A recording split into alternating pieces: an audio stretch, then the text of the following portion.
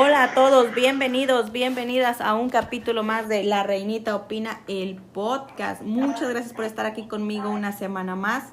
Y a lo largo de esta temporada hemos aprendido de muchas monarquías y muchas de ellas ya no están.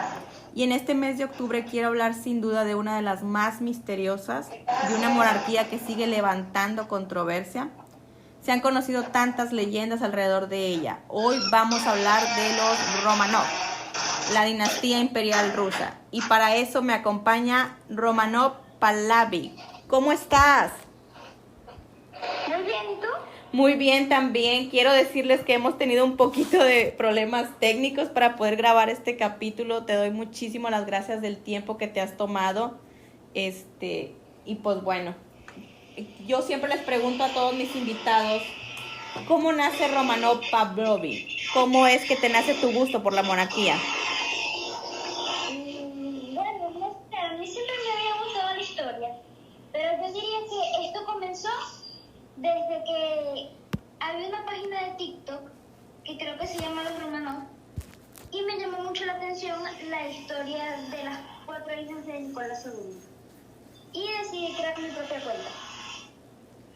Quiero que sepan que es muy jovencita, estoy sorprendida, su cuenta es increíble, ya vamos a llegar a ese punto, pero quiero que empecemos con el tema.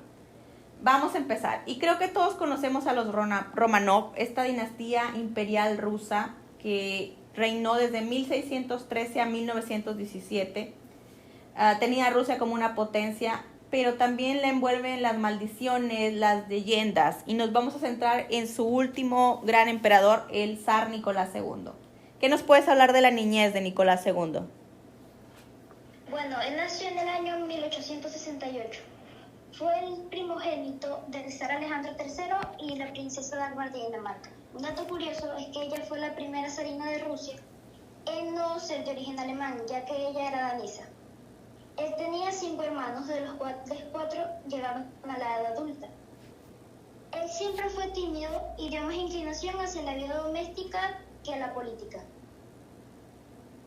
Era de baja estatura y se dice que tenía unos grandes ojos azules daneses y era de baja estatura. Se parecía más a su mamá que a los Romanov. Ok, hablamos, ¿en qué momento es que Nicolás, tenemos a un Nicolás que llega muy joven al trono? ¿Cómo es su ascenso al trono? Porque incluso tenemos a un heredero que no se siente preparado para el trono. Bueno, eso ya yo creo que fue culpa de Alejandro III, porque él nunca consideró a su hijo como un heredero digno y por eso no lo entrenó. Él decía que su hijo era como una niña. Entonces, a finales del año 1894, la salud de Alejandro se comienza a deteriorar. Y ahí es cuando Nicolás II asume el trono de literalmente uno de los países más grandes y turbulentos del mundo. Nicolás siempre dijo que no se sentía preparado. Incluso creo que una de sus frases más famosas es: no estoy preparado para ser zar, nunca quise serlo, no sé cómo se hace el arte de gobernar ni cómo hablarle a los ministros. Y bueno, aparte no se siente preparado porque no lo preparan, ¿no? Exacto. Y esa misma inseguridad que tenía de no saber gobernar fue lo que lo llevó a dejarse manipular por los ministros, ya que obviamente él sentía que los ministros sabían más que él y todo lo que ellos pensaban estaba bien. Y no solo por sus propios ministros, sino que también por sus familiares e incluso gobernantes extranjeros, como lo fue el Kaiser Guillermo II de Alemania, que fue el que le dijo que entrara a la guerra ruso-japonesa, que prácticamente ese fue el declive de Rusia. Muy bien. ¿En qué momento es que conoce a la zarina Alejandra, que después se convertiría en una de las figuras más controversiales en el imperio de Nicolás II? Se conocen cuando ella tenía 12 años y él 16. Fue en la boda del tío de Nicolás y la hermana de Alejandra. Él prácticamente fue amor a primera vista. Después se volvieron a ver unos años después y él anotó en su diario: mi sueño es casarme con Alex. Alex es el nombre de soltera de Alejandra Fedorovna. ¿Cuándo es que se casan? ¿Cuándo se da ya, ahora sí que la relación oficial, que Alejandra se convierte en la zarina de Rusia? Bueno, la verdad es que la familia de Nicolás no querían que se casara con Alejandra, porque prácticamente la consideraban como una princesa irrelevante. En aquellos años los matrimonios de la realeza eran más por relaciones políticas que por amor. Y ella era hija de un pequeño gran duque alemán, o sea, un territorio súper pequeño que prácticamente no representaba nada. La familia de Alejandra sí estaba de acuerdo, pero había alguien que no estaba de acuerdo, que era la reina Victoria, la abuela de Alejandra. Ella decía que le gustaba Nicolás, pero que no le gustaba Rusia, lo consideraba un lugar demasiado inseguro. Y razón tuvo. Sí, ya vamos a llegar a esa parte. Ok, tenemos que se casan y háblanos de sus hijos, sus hijas, obviamente las cuatro princesas imperiales, y luego la falta de este heredero que necesitaba Rusia. Bueno, en el año 1895 nace su primera hija, que sería la gran duquesa Olga. Aparte, todo el mundo estaba esperando un heredero varón, pero ellos no se sintieron decepcionados de tener una hija. 2 años después tienen a su segunda hija, la gran duquesa Tatiana. Tampoco se sienten decepcionados, se alegran más bien. Otros 2 años después nace su tercera hija, la gran duquesa María. Nicolás no se sintió decepcionado, lo tomó como una decisión de Dios, lo vio normal, pero la reina Victoria sí se sintió decepcionada y toda la familia. 2 años después también, todas las hijas se llevaban 2 años, nace la gran duquesa Anastasia. Ahí sí fue de verdad que ya lo vieron como la gota que derramó el vaso, e incluso se dice que Nicolás tuvo que dar un paseo antes de conocer a la niña porque no la quería ver. Se sentía tan decepcionado de no tener un heredero, y por eso Alejandra tuvo 2 embarazos psicológicos y tuvo varios abortos. Muy bien, llega Anastasia y luego tenemos ya por fin la llegada del heredero, el quinto hijo de Nicolás II y la zarina Alejandra, que es Alexei. Pero aquí viene una de las primeras tragedias de Nicolás II. Alexei, su amado heredero, es un niño enfermizo, tiene hemofilia y bueno, en ese tiempo los hemofílicos no vivían muchos años por todas las situaciones de la falta del medicamento. ¿Cómo afecta esto a Nicolás II? Bueno, los afectó mentalmente, principalmente a Alejandra. Ya no se concentraban en gobernar, sino en la salud de su heredero. No, perdóname, dime. Ellos contrataron a muchísimos médicos e incluso hechiceros que no hicieron nada. Ahí es cuando llega Rasputin.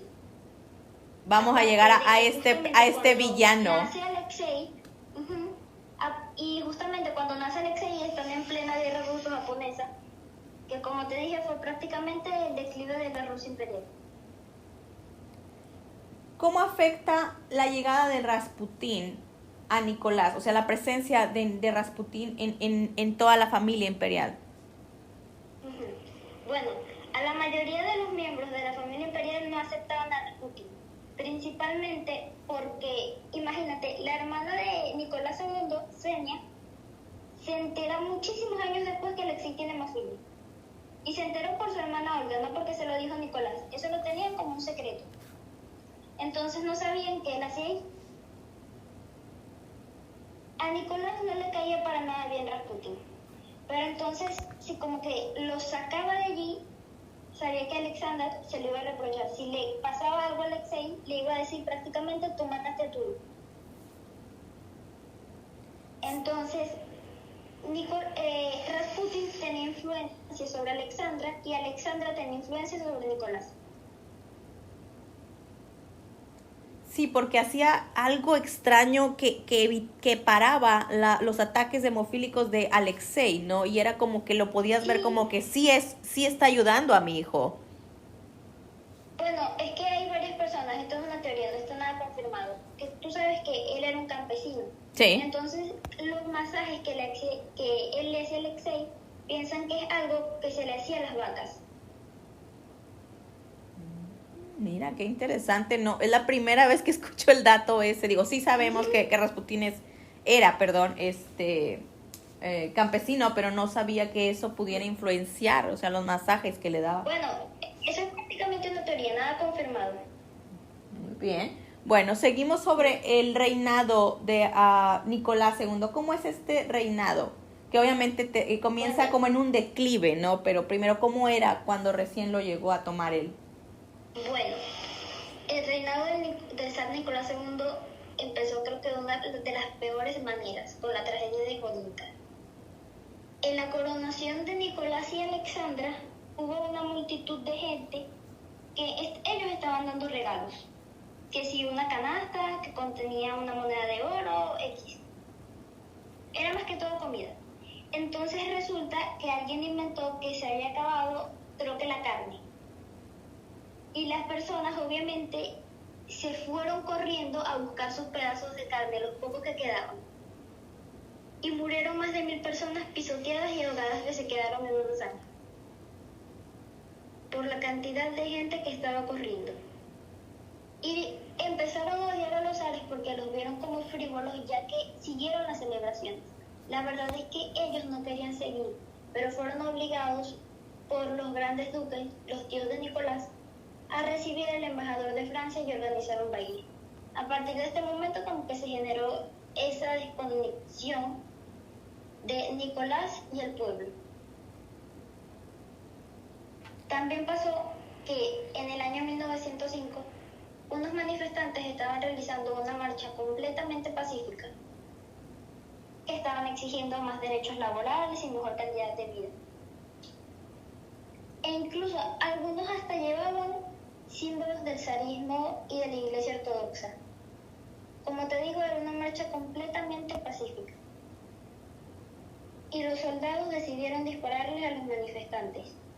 Hubo más de 100 heridos y 90 muertos. Desde allí se le empezó a llamar a Nicolás el Sangriento o el Sanguinario. La verdad es que él no ordenó eso porque él ni siquiera estaba en San Petersburgo. Fue el tío de Nicolás, el gran duque Sergei Alexandrovich. Que es aquí lo que comienza este movimiento antiimperialista, comienza la oposición al zarismo, ¿no? Sí. ¿Es aquí o tiene algo que ver la iniciación de la Primera Guerra Mundial? Bueno, esos sentimientos antiimperialistas yo creo que estaban desde el gobierno de Alejandro II, el abuelo de Nicolás. Los nihilistas, que eran prácticamente un grupo terrorista conformado por las clases altas, eran como en ese momento la oposición más fuerte. Después llegan los comunistas. Bueno, llegamos a este punto en el que ahora sí que es como una olla de presión, explota, tenemos la Primera Guerra Mundial, tenemos la oposición al imperialismo, tenemos esta figura que comienza a emerger que es Lenin, y todo esto nos lleva a la abdicación de Nicolás II. ¿Cómo es que se da esto? Sí, ya va, pero hay un dato muy importante. A ver. Que Rasputin le dijo a Nicolás que no entrara en la Primera Guerra Mundial, pero Nicolás, como se declaraba el eterno protector de los eslavos, decidió ayudar a Serbia. O sea, en ese punto de entrar en la Primera Guerra Mundial sí fue Nicolás, no Rasputin, como muchas personas piensan. Sí, porque se cree, e incluso, hay series, hay películas, hemos visto imágenes donde parece que es Rasputin el que le dice a Nicolás, no, vamos a la guerra, tienes que ir a la guerra. O sea, sí, no es así. Exacto. De hecho, en Rusia había un dicho muy famoso en ese momento que decían que 2 personas gobernaban Rusia, Nicolás y la última persona que habló con él. Como se dejaba manipular tanto. Esa es buena de que había 2 personas reinando y sabemos por la historia que cuando hay 2 cabezas en una corona, esta siempre cae, nunca sobrevive. Sí. Bueno, llegamos a la abdicación de... No, perdóname, dime. No, que eso era lo que decía María de Tec, que sí, los grandes monarcas no deben mezclar su vida personal y su reinado. Que ya vamos también a llegar al punto de la reina María de Tec. Ok, abdica Nicolás II. ¿Cómo es que llega a este punto? Bueno, ya las tensiones en Rusia prácticamente no se pueden controlar y por eso es obligado a abdicar. Él abdica sus derechos y los de su hijo Alexei. Prácticamente el trono queda a su hermano Miguel, que si Nicolás no tenía idea de gobernar, él menos. Porque ese sí de verdad que no tenía nada de interés. Aparte Entonces ese hijo no podía heredar la corona del trono ruso. Ok, entonces Y a partir de prácticamente, ahí ya no tenían heredero. o sea, entonces prácticamente sería la abdicación de Nicolás II estaría poniéndole fin a la familia Romanov, prácticamente. Sí. Ok, vamos. Sí, porque ya descendientes de Alejandro III para reinar no había, porque Nicolás había abdicado sus derechos y solo quedaba el hermano de Nicolás, que era Miguel, no tenía ningún interés en reinar y tenía un hijo de un matrimonio morganático, él tampoco podía heredar. Entonces ya quedarían los los primos de Nicolás para heredar, que son los que están buscando el trono ahorita. Ah, ese es un punto muy interesante y vamos a llegar también. Pero vamos a llegar al punto. Nicolás abdica, se le recomienda exiliarse y uno de los primeros países a los que se les pide ayuda en el exilio es a Inglaterra, que ya tenemos a la reina María de Teck y al rey Jorge V, si no me equivoco, reinando. ¿Qué es lo que en The Crown, en esta última temporada, vimos supuestamente que María de Teck se opone a que lleguen a Inglaterra por el problema que le puede ocasionar a Inglaterra? ¿Que esto es verdad o no? Es verdad. No se sabe exactamente si la reina María de Teck estuvo involucrada, pero sí se sabe que, o sea, le dio como influencia al rey. Y es una decisión muy difícil porque estás eligiendo entre el bienestar de tu familia y tu reino. Entonces es algo que se complica mucho. Y se dice siempre que el rey Jorge V siempre sintió como que esa culpa. Y además el Kaiser Guillermo II también, porque él es el que envía a Lenin a Rusia. Digo, ahorita que tocamos el punto de lo difícil que es la decisión entre la familia y la corona, digo, el mismo de Crown tenemos esta icónica frase que es: la corona debe ganar, y debe ganar siempre. Exacto. O sea, María de Teck dijo, o sea, yo me duele, realmente es difícil, pero estoy pensando en el bienestar de mi pueblo. Porque familia somos uno, pero mi pueblo es muchísimo más grande que mi familia. Sí. Muy bien. Bueno, llegamos a que no logran exiliarse en ningún lado. Llevan un arresto domiciliario de la familia. Y luego llegamos al, literalmente eso es lo que es el asesinato de la familia real. ¿Nos puedes contar de este pasaje de la historia? Bueno, ellos primero estuvieron en arresto domiciliario en su palacio, en Tsarskoye Selo. Después los llevaron a Tobolsk y después a la casa Ipatir. Bueno, a ellos prácticamente ya al final lo estaban obligando a hacer trabajos forzados. Se dice que la vida era muy monótona y que ya no les estaban dando casi comida, que solo era pan, porque ya el gobierno provisional no los quería mantener. No tenía interés en mantenerlos. Y es cuando viene, llegamos ya a esta parte que es su ejecución. Digo, ya es algo como que es muy histórico, pero me gustaría que nos platicaras para quienes no lo conocen. ¿Cuándo se da esta ejecución y cómo es que se da la ejecución de la familia imperial rusa? Se da entre el 16, se da entre la madrugada del 16 y el 17 de julio del año 1918. El zar y su familia son despertados en la madrugada y les dicen que los van a llevar a un lugar más seguro, pero primero tienen que ir al sótano a tomarles una foto para verificar que estén vivos. Bueno, pues lo que pasa es que le dicen a Nicolás su sentencia de muerte. Le toman la foto y le dicen su sentencia de muerte. Y Nicolás, sus últimas palabras y él fue el primero que murió, porque le dio una bala directamente en el corazón. Después la zarina y las hijas del zar no morían. Entonces pensaron que era como una protección divina, pero pues no, resulta que ellas se habían cosido joyas en sus corsets y así las balas rebotaban. Parece que María, esto es una teoría, fue la única que logra escapar, pero al final un soldado la atrapa, la jala del cabello y la asesina. Que fue un asesinato con demasiada hazaña, era literalmente buscar borrar esa parte de la historia, porque en ese momento no se sabe qué es lo que pasa con ellos. ¿Cuándo es que se sabe lo que les sucedió? Bueno, otra cosa. No se sabe muy bien, no se sabe con exactitud si los soldados abusaron de las hijas del zar, porque sí se sabe que ellos tenían un acoso hacia ellas. Sí, me imagino. Y en especial contra María y Tatiana, que era la segunda hija del zar y la tercera hija del zar. María, todos dicen que era la más bonita, que cumplía con los estándares de belleza rusa, y ella era muy inocente. Entonces algunos soldados se aprovecharon de eso, y ella, que también era muy enamoradiza.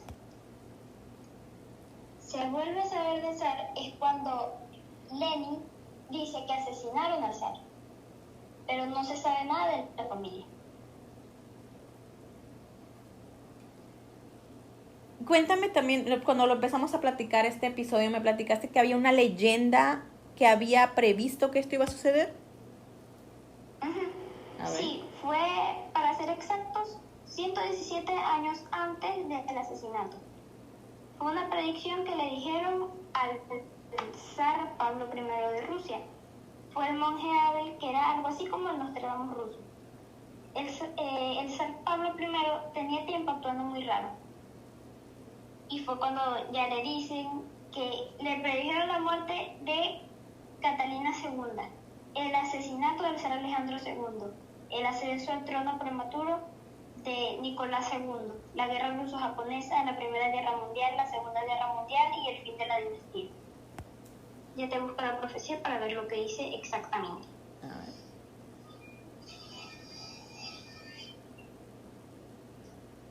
Que también tenemos esta leyenda,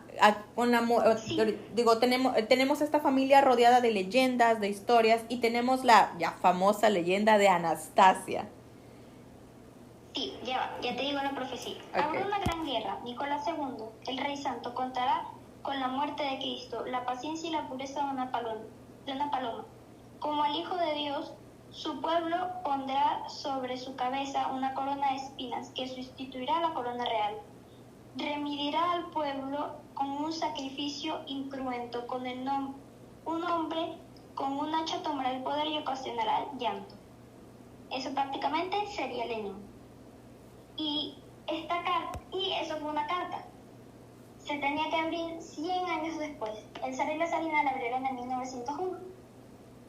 No le dijeron a nadie lo que contenía, pero a partir de allí comenzaron a hablar del año 1918 como un año fatídico. Estoy sorprendida porque ahorita que me la dices, digo, sabemos que ya pasados muchos años, actualmente los zares rusos fueron canonizados por la Iglesia Ortodoxa. Entonces, prácticamente la profecía también te dice que al morir como Cristo iban a terminar siendo santos, que es lo que pasa. Ahorita son santos de la Iglesia católica, de la Iglesia, ortodoxa. Te juro que me dejaste sin palabras. Exacto. Y todos fueron canonizados.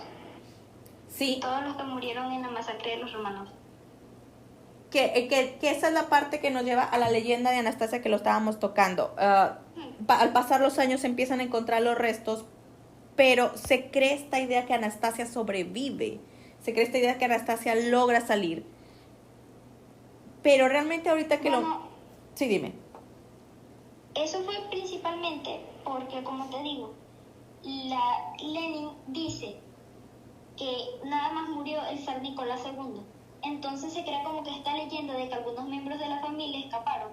Y por eso mismo se empezó a decir a algunos impostores que eran miembros de la familia imperial rusa. La más famosa fue Anna Anderson, que en realidad era una polaca que había sufrido un accidente y había perdido la memoria. Digo, que incluso se han hecho está la caricatura, ¿no? De Anastasia que nos cuenta cómo sobrevive, cómo la logran sacar. Pero ya en la vida real era difícil salir de esta Rusia nueva, de esta Rusia revolucionaria, socialista, que quiere desaparecer todo lo que significaba Nicolás II. Sí. Y de hecho, las hermanas de Nicolás casi no pueden escapar. O sea, se salvaron, no sé, sería gracias a un milagro. porque ellos quedaron atrapados en Crimea. ¿Qué otras maldiciones hay alrededor de Nicolás y de los Romanov? Bueno, yo creo que la más famosa es la de Marina Miniches.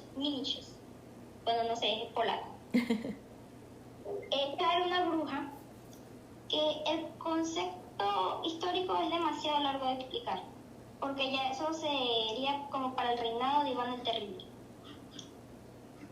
Cuenta la leyenda que Marina, al enterarse de la terrible muerte de su hijo, maldijo a los Romanov y le dice: empezarás con la muerte de un zarevich y morirás, y terminarás con la muerte de un zarevich. Y prácticamente se cumplió, porque el último zarevich legítimo de Rusia fue el zarevich Alexei, que nunca llegó a ser zar. ¿Hay descendientes actualmente de la dinastía Romanov? Sí, y claro. El rey Carlos de Inglaterra es un descendiente de los Romanov. Prácticamente la mayoría de las monarquías europeas son descendientes de los Romanov, pero los que están reclamando el trono son descendientes de los primos del zar y también de los sobrinos del zar. O sea, si hay descendencia que quiere, si hay descendencia que quiere volver a imponer el imperialismo en Rusia. Sí, principalmente la gran duquesa María Vladimirovna, aunque yo no la considero como heredera legítima. ¿Por qué no la consideras? Bueno, hay 3 reglas básicas y ella no las cumple. Primero, no debe ser mujer. Yo sé que eso se puede modificar, pero ella ahí pierde todos sus derechos sucesorios, porque prácticamente no heredera, no da el nombre de la dinastía. Tú sabes que las mujeres no podían heredar y por eso se generó ese gran problema con el heredero, con Nicolás II. También que el matrimonio de su madre y su padre puede considerarse morganático, porque ellos son de la familia real de Georgia, que Georgia fue invadida por el Imperio Ruso, fue anexionada. Entonces ellos ya no contarían como familia real, sino como aristócratas. Y aún así puede considerarse morganático el matrimonio, porque estás casando prácticamente al heredero de la dinastía Romanov. Y también porque sus abuelos eran Cirilo y Victoria Melita. Pero ¿quiénes son ellos? Son el príncipe. Él se proclamó zar, pero hay algo que la Iglesia Ortodoxa prohíbe, que es el matrimonio entre primos hermanos. Y ellos eran primos hermanos. E incluso el zar le quitó todos sus derechos por un tiempo. Y ella también reparte muchos títulos imperiales, que hasta que Rusia no sea oficialmente una monarquía, eso no se puede hacer. ¿Dónde radica ella? Ella vive entre Madrid y Moscú. Es muy amiga de Putin. Ah, vaya, mira. ¿Y Putin no siente así como miedo? Bueno, o sea, de... No, porque el movimiento monárquico en Rusia es apoyado por el 30% de la población. Pero la verdad es que hay, como decirlo, oposición más fuerte. Sí, son menos las personas que quisieran un imperialismo de nuevo en Rusia. Sí. Hay rusos muy nacionalistas que sí lo quieren, pero la verdad es que a ella no la ven como una amenaza. Y si ella decidiera tomar el poder en Rusia, podría ser algo más como la monarquía británica, algo simbólico, o más parecido a la monarquía japonesa, que prácticamente el emperador es solo un adorno y no tiene nada de poder político. Mira, qué interesante. Para ir terminando con este tema, ¿dónde están actualmente los restos de los Romanov, de Nicolás II y de su familia? Bueno, están en Rusia, pero eso es un gran problema porque la Iglesia Ortodoxa no los quiere reconocer como sus restos realmente. Y María Vladimirovna, la que está reclamando el trono, justamente por esa insistencia de la Iglesia Ortodoxa que no son sus restos, no fue al entierro. Y aún los restos de María y Alexei, de la tercera hija del zar y el zarevich, fueron encontrados mucho después que los de sus padres, y aún no los han enterrado con ellos. O sea, María y Alexei están alejados de su familia. Sí, porque incluso se hizo noticia. Creo que al príncipe Felipe, que en paz descanse, de Inglaterra, se le solicitó tipo de ADN para poder de saber si eran o no los restos. Sí, fue él, porque él estaba súper relacionado con los romanos. Su mamá, su abuela, era hermana de la zarina. Y él también desciende de la gran duquesa Olga, que era una gran duquesa rusa por nacimiento. Y no está muy alejada de Nicolás II. Me sorprende que la iglesia no lo quiera reconocer cuando tenemos este contexto científico que respalda el ADN. Sí, a mí también me parece una locura y no me gusta para nada que los restos de María y Alexei estén alejados de su familia, porque ellos eran muy unidos. Sí. Y en especial Alexei, que todos lo amaban, y era como que lo que unía más a la familia. Quiero agradecerte muchísimo por este increíble capítulo. Hemos descubierto cosas muy, muy interesantes. Espero que no sea la única vez que me acompañes. También, como te lo dije ahorita antes de que habláramos, quiero agradecerte. Bueno, si quieres podemos hablar de la monarquía iraní cuando quieras. Bueno, lo vamos a ir armando, claro que sí. También, como lo dije al principio del capítulo, quiero agradecerte que pues pudimos de alguna manera sortear este problema técnico que nos dio la distancia. Y quiero que nos digas tus redes sociales para poderte seguir, por favor. Bueno, romanov.paslavi en Instagram y en TikTok. Bueno, ya saben que a mí me encuentran como La Reinita 70 en Instagram y La Reinita Opina en YouTube. Les agradezco mucho que estuvieran aquí conmigo y yo los veo por aquí la próxima semana. Por lo pronto les dejo un besito. Adiós.